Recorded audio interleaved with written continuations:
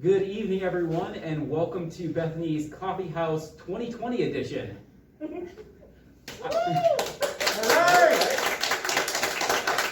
My name is Pastor Alex Ross, and I will be your MC tonight. And today we will be enjoying music from the one and only Bethany Band, featuring special guests Dwayne and Kenny Ambule, and also Debbie Beard. And last, but certainly not least, though slightly off camera, we have Richard French on the sound and also the sound effects later on.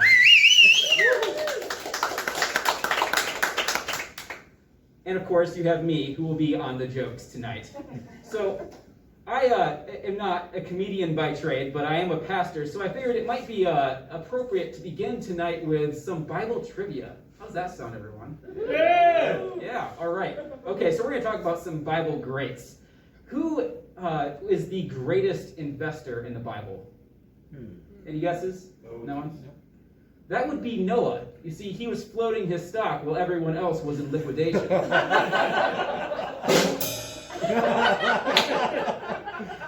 what about the greatest female investor in the Bible? Who might that have been?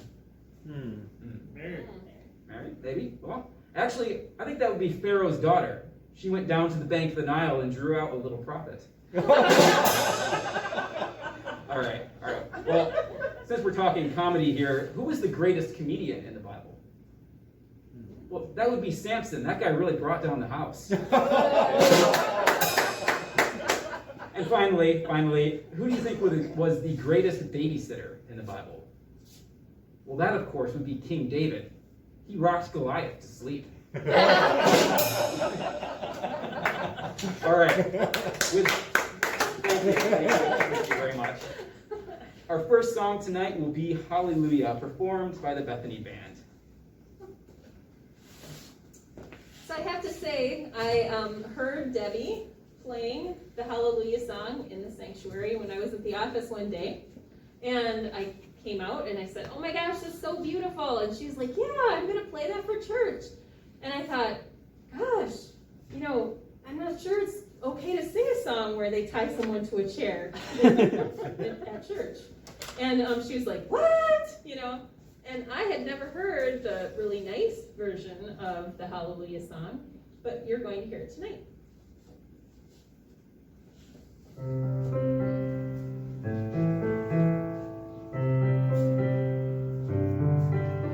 I've heard about this baby boy who's come to earth to bring us joy, and all I want to do is sing this song to you.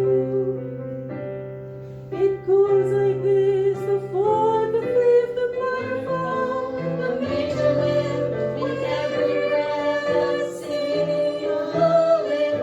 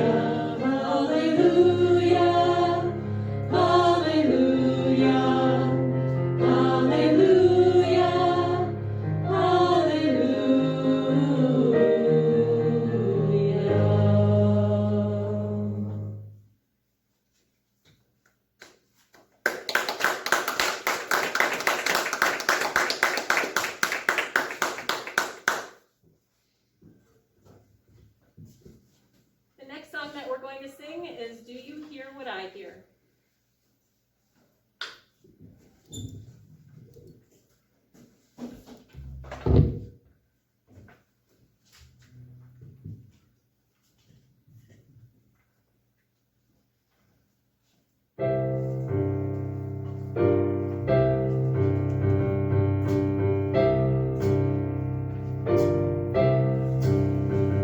Said the night wind to the little lamb, do you see what I see? Do you see what I see? Way up in the sky, little lamb. Do you see what I see? Do you see what I see? A star, dancing in the night with a tail as big as a kite. With a tail as big as a kite. Said the little lamb to the shepherd boy,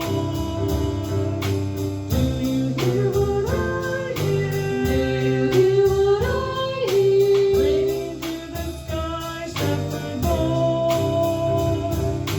Do you hear what I hear? Do you hear what I hear? A song, high above the tree, with a voice as big as the sea. With a voice as big as the sea. Said the shepherd boy to the mighty king, do you know what I know? Do you know what I know? In your palace born mighty king. Do you know what I know? Do you know what I know? A child, shivers in the cold. Let us bring him silver and gold. Let us bring him silver and gold. Said the king to the people everywhere, listen to what I say. Pray for peace, people everywhere. Listen to what I say. The child, sleeping in the night, he will bring us goodness and light. He will bring us goodness and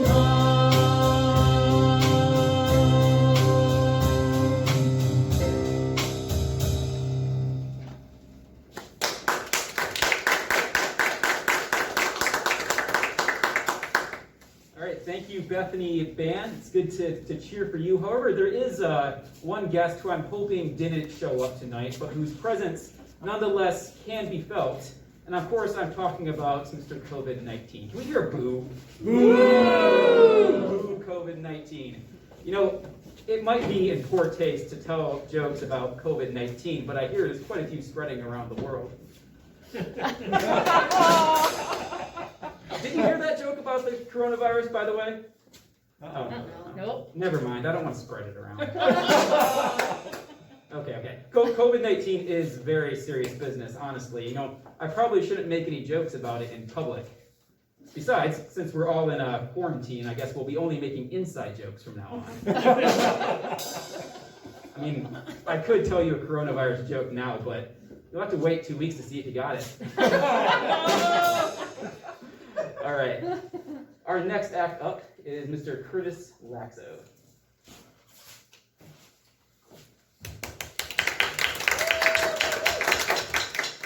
All right, this is a song by Zach Williams, and it's called There Was Jesus.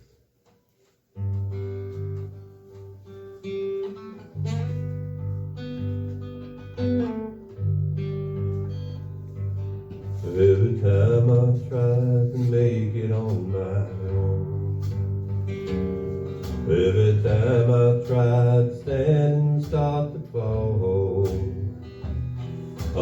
lonely roads that I have traveled on, there was Jesus. When the life I built came crashing to the ground,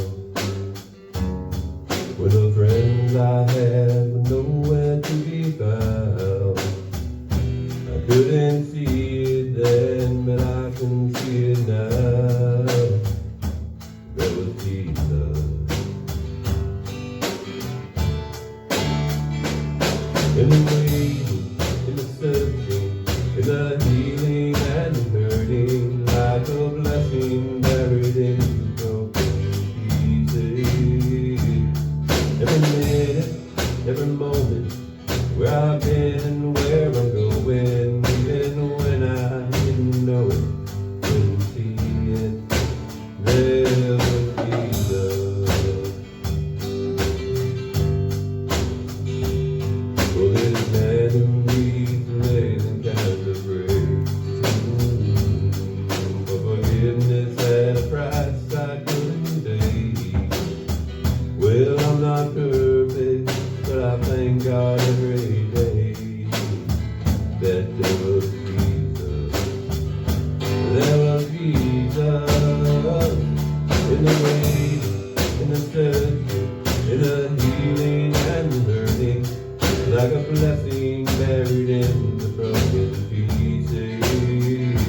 Every minute, every moment, where I've been and where I'm going, even when I didn't know it, I couldn't see it.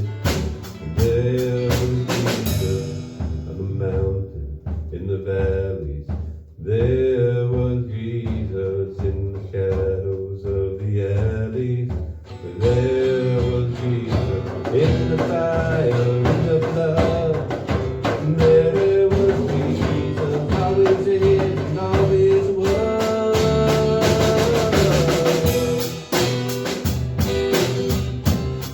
Though I never walked alone, never walked alone. He always there, in the waiting, in the searching, in the healing and the hurting, like a blessing buried in the broken pieces. Every minute, every moment, where I've been and where I'm going, even when I didn't know it, couldn't see it,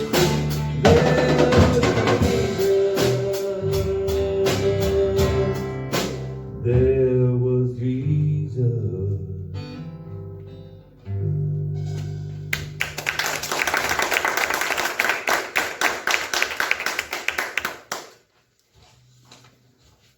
All right, now we have the Lice song with our special guest, the Bethany Band.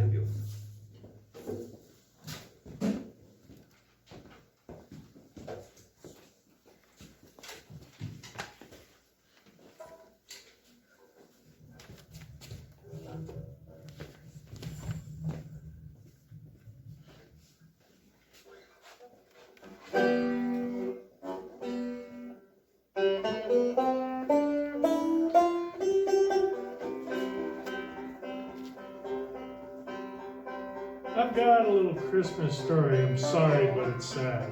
It'll either break your heart in two or make you scratch your head. A few years on Christmas Eve, Santa was at our home. He must have been tired, because he laid down for a minute on our couch.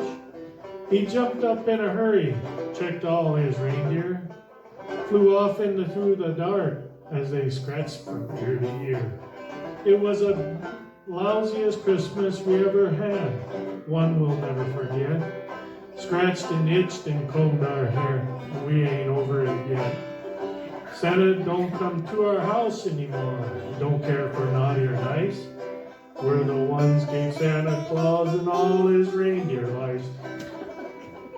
They was late getting back to the North Pole. It took them 3 or 4 days. They itched and scratched so goddamn hard, they almost lost their way. Santa shaved all his hair off, and he shaved his whiskers too. And when he shaved all the hair off his reindeer, Rudolph's nose turned blue. It was the lousiest Christmas we ever had, one we'll never forget. Scratched and itched and combed our hair, but we're not over it yet. Santa don't come to our house anymore, don't care if we're naughty or nice. We're the ones gave Santa Claus and all his reindeer lice. We wrote Santa Claus a letter, he called us on the phone. He'd drop off the presents off in the yard, but he wouldn't come in our home. So every year on Christmas Eve, out on the snow and ice, he drops some presents in the yard, 'cause he don't want to catch no lice. It was the lousiest Christmas we ever had, one we'll never forget. We scratched and itched and combed our hair, but we're not over it yet. Santa don't come to our house anymore, don't care if we're naughty or nice. We're the ones gave Santa Claus and all his reindeer lice. Now you heard our Christmas story. I told you it was sad. I know it's about to kill you, so go ahead and scratch your head.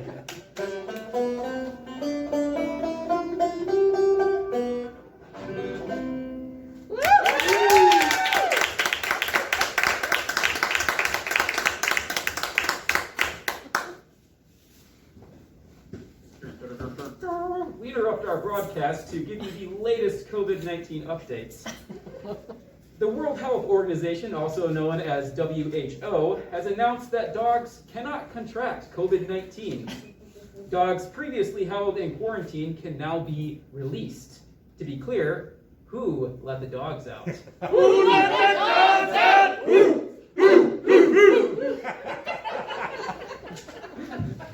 All right. You know, why is it that they call it the novel coronavirus? Do you know why that is? Yeah. It's a long story. In other news, over in Finland just closed its borders. You know what that means. No one will be crossing the finish line. So many coronavirus jokes out there. It's a pandemic. Well, maybe we ought to put an end to this pandemic and move on to a more appropriate, although possibly also tragic, topic: weddings. Sorry, it's terrible of me. You know, as a pastor, I get to do weddings, and it's always a very great educational opportunity, especially for young children. And there was once a little boy who was attending his very first wedding, and after the service, his cousin asked him, "How many men can a woman marry?" 16, the boy responded. His cousin was amazed at his wealth of knowledge, and he asked him, "How did you know that?" He said, "Easy. All you have to do is add it up. Just like the pastor said, 4 better, 4 worse, 4 richer, and 4 poor."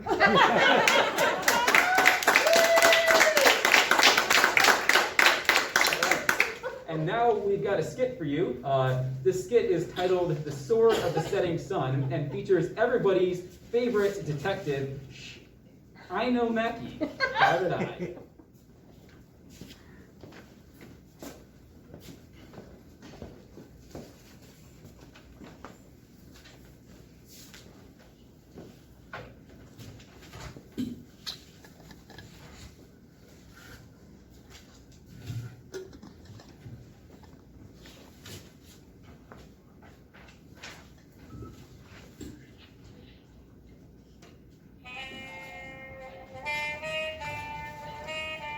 In a land where the sun seldom shines and the snow is always just over the top of your boots, there lives a man getting to the bottom to life's little mysteries.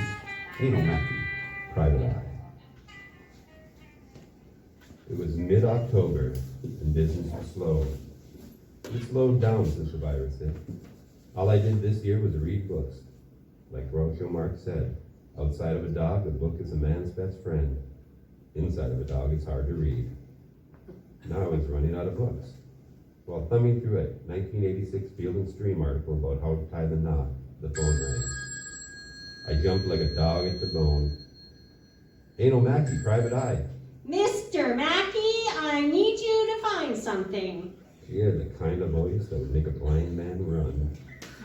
Person, place, or thing, No mountain too high, no valley too low. That's good. Mr. Mackey, I need you to find a certain rock. It's called a dolom, and it is near water and should be in the central upper peninsula near Michigani.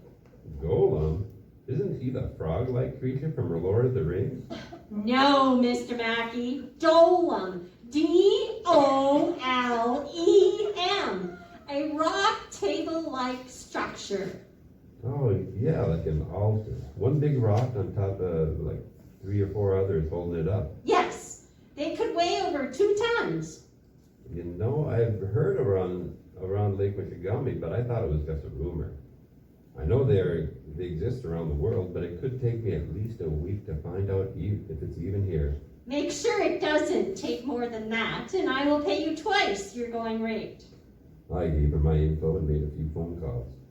People said it was out there, but nobody could tell me where. So I took my old motorhome up to Van Riper and camped for 2 days searching for it. I bought this bike this summer meaning to get out. It was the only one that was left, a Giant, and it came with a giant price tag. It was a cold October, and I was finally getting some use out of it. At the park, an old man had given me a lead. With sore legs, I rode the bike into the hills, hoping that I was onto something. I left the bike in a rack next to a few others and hiked the last bit. There it was at last, near the edge of a cliff. I could see the lake from here, and there was a small creek running to the lake from the cliff's base. I called her. Have you found my dolom? Why, yes, I think I have. Can you meet me at the Mount Shasta restaurant? I will be there in 30 minutes. I should have told her an hour. Who was I kidding? At the rate I was biking, it could take me all day. I heard some rustling in the brush. A kid was walking towards me. He had a backpack and was wearing a yellow t-shirt that said, "Don't tread on me." He looked about 12 or 13. You scared me, kid. You should be scared, old man. What are you doing up here? I was looking for this. I pointed to the rock. The kid's eyes got wide. It is here. I didn't think that guy was right. Did you see anything else? Like what? The kid started to look around the stone. He dropped his pack and crawled under it. Then he poked his head out and leaves and dirt covered his face. Like a sword. No sword. Why do you think there was a sword here? Well, a guy said there would be one. I whipped out my badge. Listen, I'm a private eye. I can help you find anything, even a sword. I don't know why I volunteered to help. Maybe it was a t-shirt to the big check I was about to receive. But I was in a good mood. Now, who was this guy? Just some guy. He gave me this map. He pulled out his school folder and showed me his map. It even had an X on it. Could you help me find it? I can find anything, kid. I looked at the map. It was old. And looked what had to be Norse ruins on it. The topography was almost right for this place, but something was off. There was much more water on the map. Well, kid, this might take some time. What's your name? Gunner. Well, Gunner, I'm Aino. Let's go to Mount Shasta for lunch. It's on me. We'll talk about it there. That sounds great, mister. As we turned to go, a short, heavy-masked man dressed all in black rushed out of the trees at us. Gunner ran down the trail. Startled, I ran after him. The man in black tripped over a tree root and rolled, coming to a stop in a thick blackberry patch. Oh, you won't get away with this. I know where you live. We ran down the hill. Out of breath, I walked to my bike. Who was that? Never seen him before. He jumped on his classic green three-speed banana seat bike with his 50 bars, and we rode to Mount Shasta. I had a hard time keeping up. So you're sure you don't know who that was? Never seen him before in my life. We were seated, and Gunner pulled out his notebook, taking out the map. They put us in the right section. Our waitress was Gina. She was a Spitfire I'd been trying to date since she moved back, but she refused, insisting we were just friends. She recited the menu from memory. And the special is fish and chips. I smiled. You mean fish sticks and french fries? I like it better my way. So the usual, Aino? No, not today, Gina. Today is payday. We ordered too much food and I watched the parking lot. A black Mercedes with tinted windows pulled in. That was my client. Not wanting to mix business with pleasure, I went up to greet her. She had a check and was anxious to get up to the Dolum. As I left, she was talking on her phone, but not in English. At the table, Gunnar and Gina were looking at the map. Gina had her phone out. What does it say? What does it say? Just wait. Oh, here it is. It means sword of the setting sun. What means that? The runes, they're Norse. I sent them to my daughter. She knows a graduate student who specializes in Norse mythology, and he translated it. Isn't that great, Mr. Mackey? It means the map is real. This looks like a copy of a much older map. Something with runes would be on lambskin or some other animal hide. How do you know that? Besides being a waitress, I am a student of history, among other things. Well, at least the History Channel. Don't let your coffee get cold. She went to get another order. I sat down to discuss the map and the sword with the kid. Then our order came. Gina, could I get your number just in case I need some more help on this case? You sure this isn't just a trick to call me? Hey, I know you're into history, but I'm ancient history. It's just about the kid and the mystery.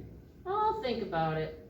You're not much older than me, but you don't have a snowball's chance in the Sahara. So you're saying there's a chance. After I paid the bill, she slipped me her number. This looks like the end of a beautiful friendship. Don't you mean beginning? I like it better my way. We got on our bikes.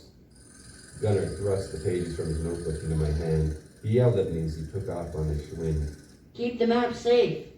Pushing the papers into my sweatshirt, I looked up to see the man in black bearing down on me. I jumped away from the curb and swerved between parked cars across 41 and up the hill towards Van Riper Park. He was tight on my heels as I pumped furiously up the big hill.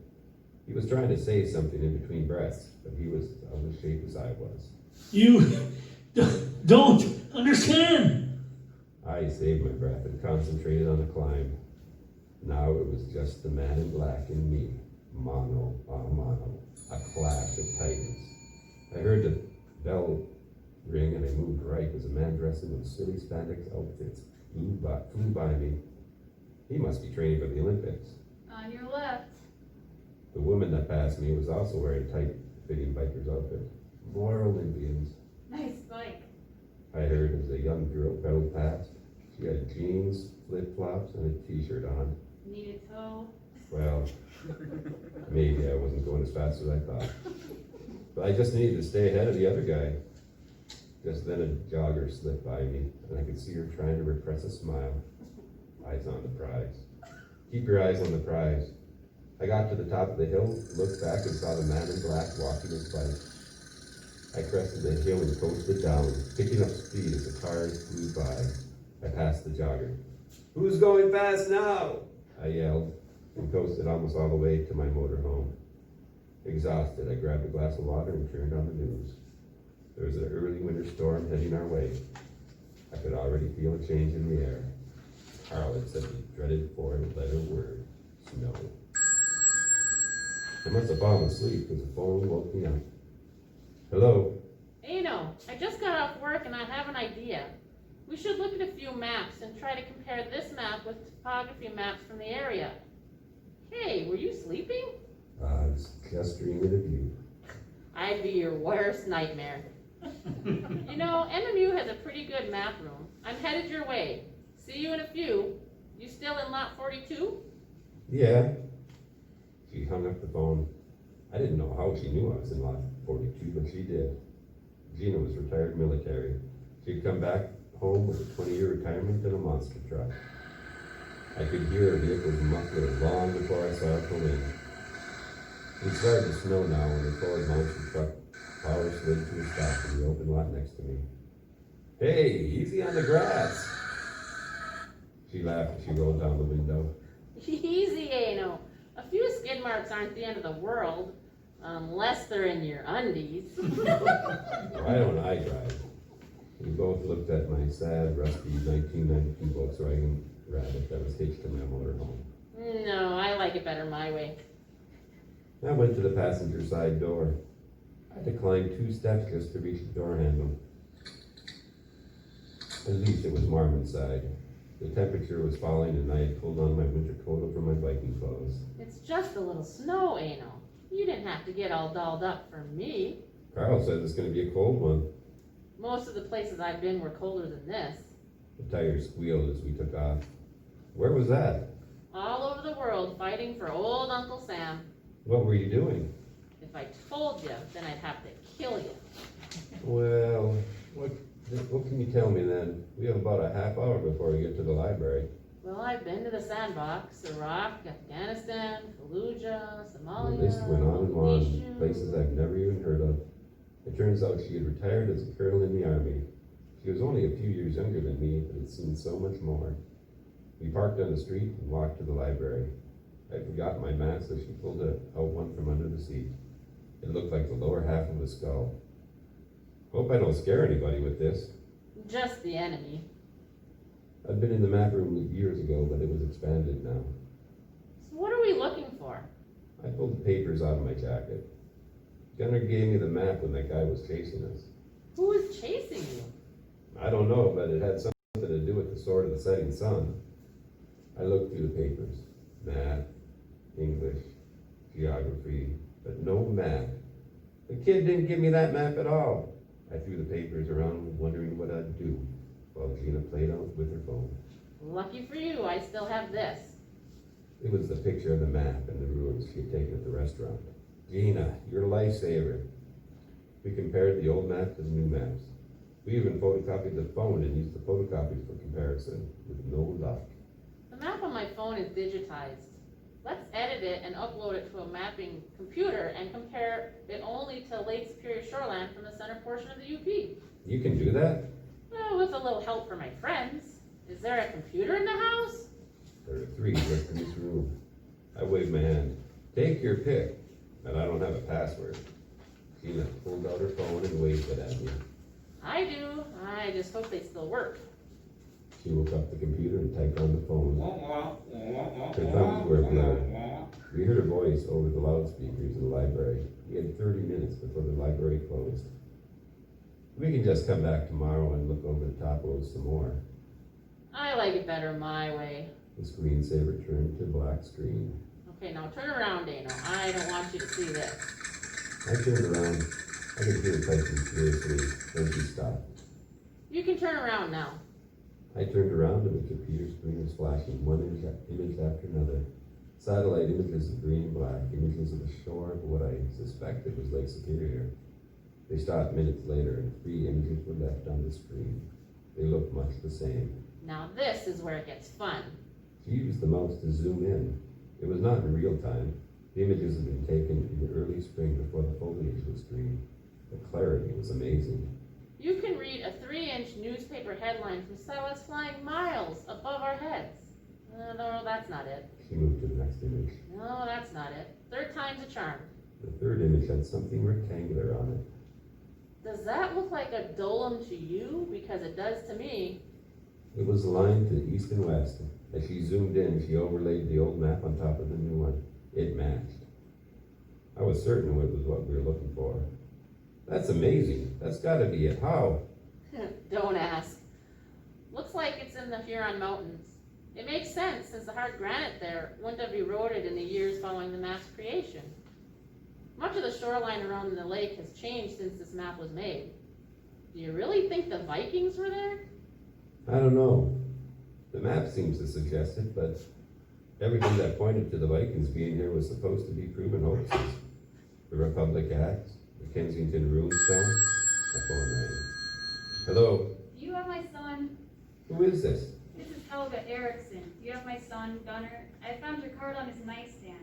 Are you Aino Maki, Private Eye? Yeah, I was working on a case with Gunner. What happened? Where's Gunner?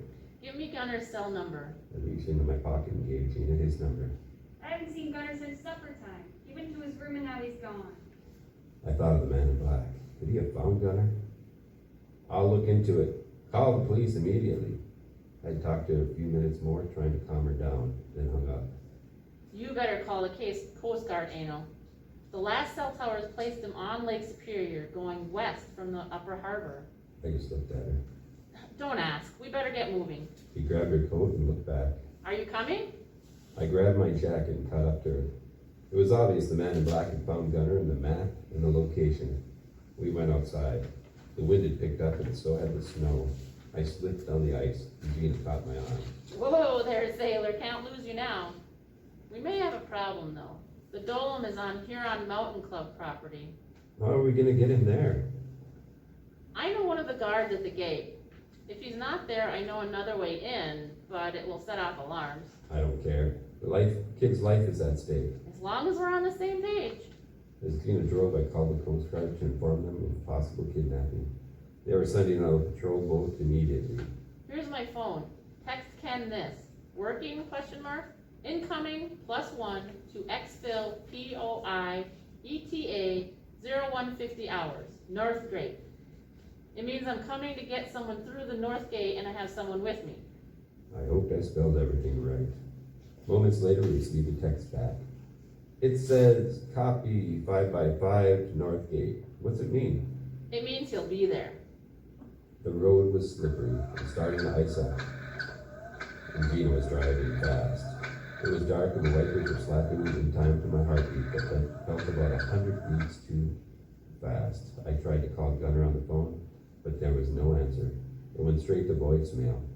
We should call the police. It's one thing sneaking onto the club's property. It's another inviting a blue parade here on a hunch. She rolled Here's down the her gate. She rolled down her window. Hey, Gunny, good to see you. The guard seemed to straighten at attention. This your +1? Yeah, that's him.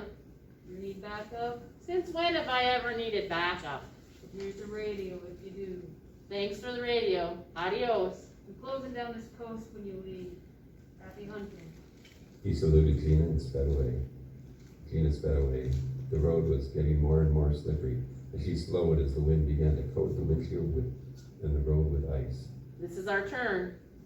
It looked more like a trail than a road. The odds of you making it through there are 100 to 1. Never tell me the odds. She put it in 4-wheel drive and we sailed over brush and trees and bounced over 2 deadfalls, almost spilling my lunch. But we made it to the top. There it is. The Dolom appeared out of the darkness, silhouetted by her headlights. Come on, let's go. She turned the truck off and we ran to the Dolom. She had a bright flashlight in her hand. I don't see them. Wait, turn off the light. Gina turned off the light as we were buffeted by the wind. It was cold and ice-covered snow crunched beneath our feet as we walked. I could see something shining under the Dolom. I got down on my knees. There's a hole here. I see a light. Listen, I can hear someone talking. I finally found it, and it's the discovery of the century. Hey, I found it too. I figured it out. We slipped into the freshly dug hole and found ourselves on stairs carved out of the rock into a cavern below. The steps were slippery with ice and water as the wind gusted up them, carrying a mist of water that rose to them. We carefully made our way down towards the light. This is my life's work. Well, it's my life's work too. Of course it's your life's work.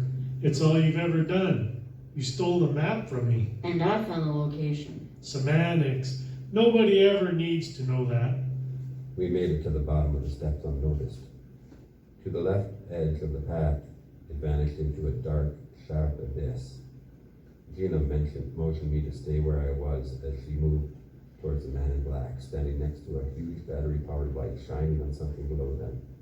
Their backs were to us as they looked on the black shape in front of them. They're gonna know. Well, if you insist. The professor reached out to the boy who was standing near the edge of the drop-off. Gina pounced. Grabbing the professor's hand, she put her back under his arm and threw him to the hard rock floor. She slipped a bit, but managed to twist his arm into a wrist lock and pinned his arm down. He tried to speak, but his breath was knocked out. He could only wheeze. I walked carefully over to Gunner as the floor was icy up from the wet mist blowing in from the lake. Hey, what are you doing to Guy? This guy looked like he was gonna kill you. That guy is my grandpa Guy. Guy Gunderson, professor at Michigan Tech University. Gunner's my grandson. Gunner, your mom's worried sick. Mom should be sleeping. She called me up and we reported you missing. It's all a misunderstanding. I thought Helga knew about this. Gunnar, didn't you tell her? Well, no, I didn't. I thought I'd be back before morning. Helga doesn't much like me taking him on adventures. But look, Mr. Mackey, look at what we found. I guess you can let him up, Gina. Are you sure? Yeah, we're friends. Gina helped the professor up. He groaned as he got up. Guy, why don't you tell them what you told me? Come and see for yourself. We went to the edge and looked over. It was a Viking warship, and someone was laying in the middle of it. The dragon-headed keel faced us, so close we could touch it, but the ship was angled sharply downward. This is, of course, a Viking burial, typical of a Vendel period prior to the 800 AD. My grandson Gunnar and I have been searching for it. Then he stole the map. I just borrowed it, and I found the rock thing in Michigami. I was reading the sagas of the Icelanders, and the legendary warrior, the Sword of the West, came up. At first, I teamed up with a European that was interested in the article I had published about it, but she and I had a falling out. Did this woman have a voice that could curdle milk? Well, Katrina can be very abrasive. It turned out she thought this would be all hers. It belongs to the world. We were a couple for a time. You disturbed this Viking's final resting place to parade her around the world? Of course, it's a national treasure. It looks like it was brought in by the sea through a natural channel that was later walled up. But the outer wall crumbled recently and took the foundation under the ship with it, causing it to rest precariously by the slope. We must be very careful. Is this green chain pounded in the ground all that's keeping it up? It looks that way. The chain is green because it is pure copper. I think copper is what brought them here. Look inside. Everything is still intact. I looked into the ancient vessel. There lay a Viking wearing a helmet that still shone gold in the light. Long blonde hair framed a leather-like face. A sword lay unsheathed in her hands on her chest. That's a woman. That's right, Mr. Mackey. It's a woman. She is the Sword of the West. Only a great Viking leader would be buried this way. You mean Sword of the Setting Sun. Lift me up so I can see it again. I lifted him up so he could get a better view. We heard a shotgun loading behind us. Put the boy down, Mr. Mackey. I tracked your cell to the library. The ride in the back of that infernal truck almost killed me. It made me very angry. I knew that voice. It was Katrina. Gunner slipped into the warship as I turned around. The vessel creaked. I never forget a face, but in her case, I was willing to make an exception. It is our fine, Katrina. You've got to let it go. All you wanted was the treasure. I wanted the world to have her for her story forever. You wanted to display it for the pigs. She was my ancestor. This is my birthright. You don't know that for sure. But I do. I tracked her lineage, and she was part of the Erickson lineage before Eric the Red and Leaf. She was Viking before Viking was cool. We could have shared this discovery as man and wife, but if we were married now, I'd poison your coffee. If we were married now, I'd drink it. Gina was slowly inching closer as Katrina walked forward, lecturing us. I am their last known descendant. That is why I funded our little expedition. Then you, the map, and your love disappeared. That's why I hired you, Mr. Mackey, and you failed me as well. Now come on. I found the Dolom near Lake Michigami. He gave me a look that froze my blood, and I stopped speaking.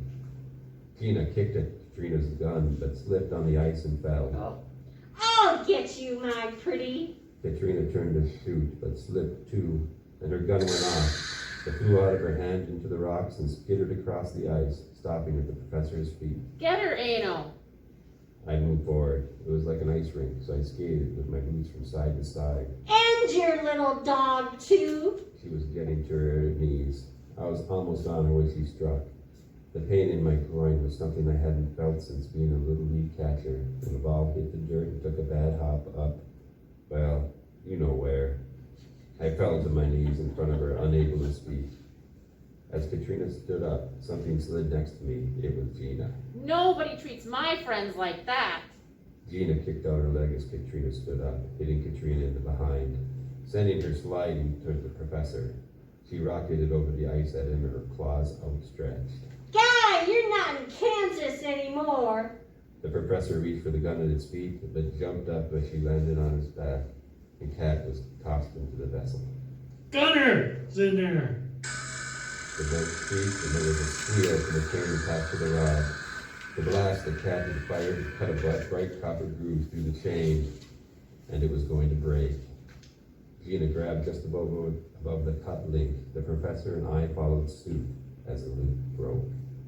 We held it for an instant, balanced over the ice on a downward slope. Then it took off, sliding on the ice-covered path, dragging us with it and picking up speed towards the hole in the wall and the lake beyond. Gunner, jump! Gunner's head peered over the keel. Then we saw Katrina looming over him. Now, Gunner! Gunner jumped over the side onto the metal chain as Katrina reached out for him. He lifted the sword he'd taken from the warrior's hand and swung down, making Katrina jump back. Gunner's strike cut the chain. We tumbled to a stop at the opening of the rock wall and watched as the Viking vessel splashed into the surface of Lake Superior. The weather had calmed, and the sun was rising as the dreadnought turned, pulled along shore by the riptide. And looking forward, it looked as if it would sail off into the sunrise, just peeking up over the horizon. Katrina was now standing next to her ancestor. It's all mine! All mine! We watched, hypnotized, as the vessel, worn with age, sailed on the big lake and then began to fill with water. The horn from the Coast Guard vessel woke us from our trance, and they pulled Katrina from the frigid water. There goes the warrior on her last adventure. She belongs to the ages. She's going east. Gunner held up her sword, saluting her. She's going home. The sword of the setting sun.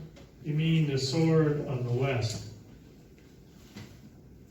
Gina grabbed my arm and smiled. I like it better my way. We watched as the mast of the ship slowly slipped into the sea.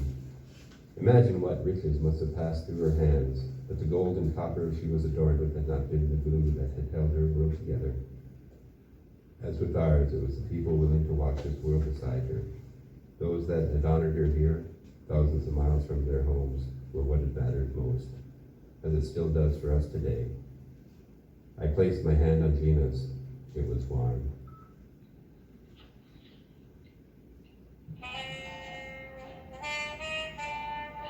In a land where the sun seldom shines and the snow is always just over the top of your boots, there lives a man getting to the bottom of life's little mysteries. Aino Maki, Private Eye.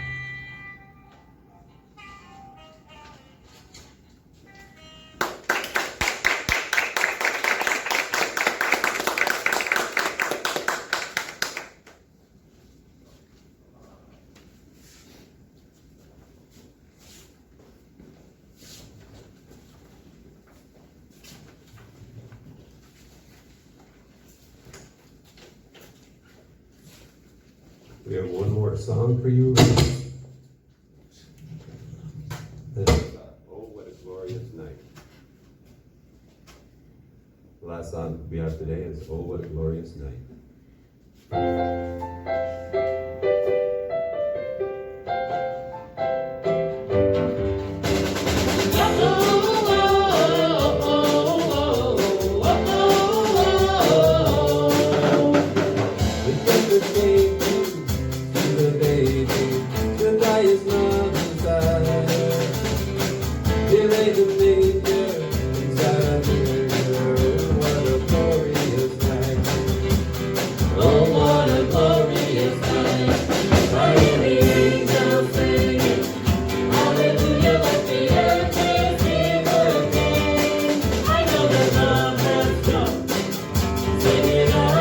Jesus Christ is born.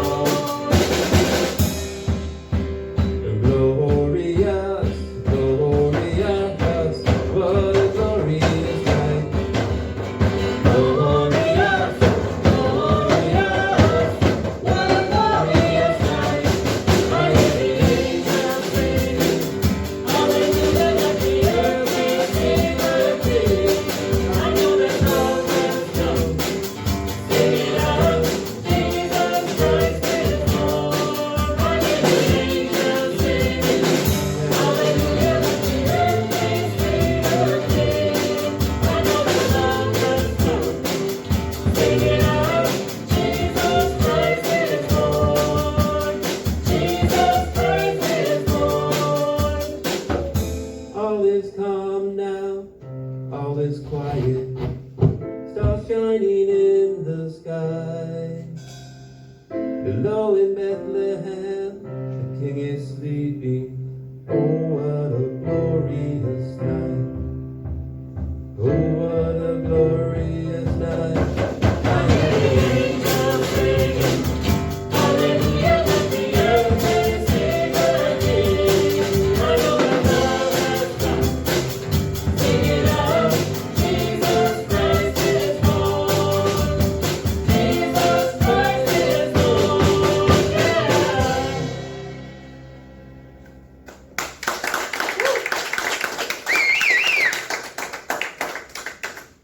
All right, that is all for tonight. Thank you so much for joining us. Can we get one more round of applause for all our performances? Excellent.